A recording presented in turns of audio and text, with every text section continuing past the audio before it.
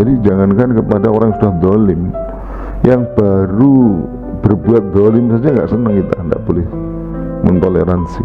Rasa senang itu nggak ada. Nah ini kalau kita lihat menunjukkan bahwa Allah itu memang tidak menyukai kedoliman. Kalau sudah tidak menyukai kedoliman, berarti pelakunya termasuk orang yang tidak senang. Dan pada akhirnya apa? Allah kan menghukum pelakunya juga.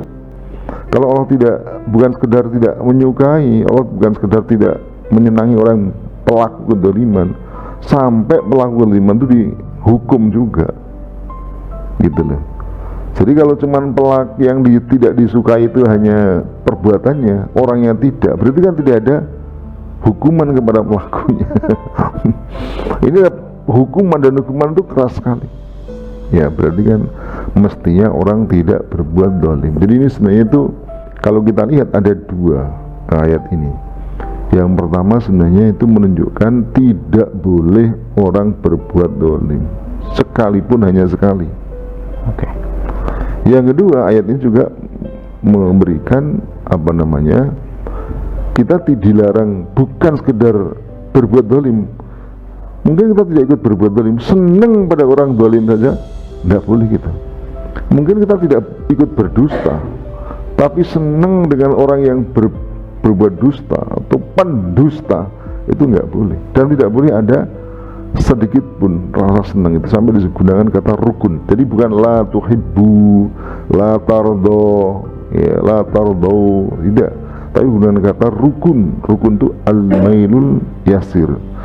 Jadi kecenderungan ringan, nggak boleh. Itu artinya kita disuruh untuk membebaskan dalam diri kita terhadap semua orang yang melakukan kezaliman, gitu. Kalau contoh realnya berbuat zalim dan condong ke orang zalim. Nah, jadi gini, misalnya ya, sebelum kita masuk ke sana. Jadi kalau kita lihat zalim itu secara bahasa itu kan dari kata dulmun, ad-dulmu. Dulmu itu secara bahasa adalah wad'u syai'i fi ghairi mawdi'ihi al-mukhtassi bihi. Jadi meletakkan sesuatu pada tidak pada tempatnya, yang memang itu dikhususkan untuk itu. Misalnya apa? Ini apa namanya? Gelas. Cangkir, ya.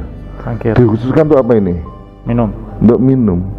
Kalau kemudian kita taruh misalnya sesuatu yang bukan untuk minuman, itu berarti buat usai fi ghairi maudihi al-mukhtassi bih. Jadi misalnya kita taruh di sini bukan minum, misalnya tempat kencing misalnya, atau misalnya ini kan kedoliman.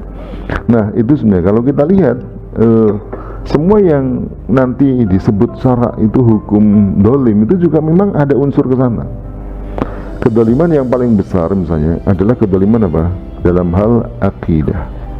Allah menyebut apa? Akidah yang dolim itu kekufuran. Inna syirka ladulmun azim. Sesungguhnya syirik itu adalah kedoliman yang sangat besar.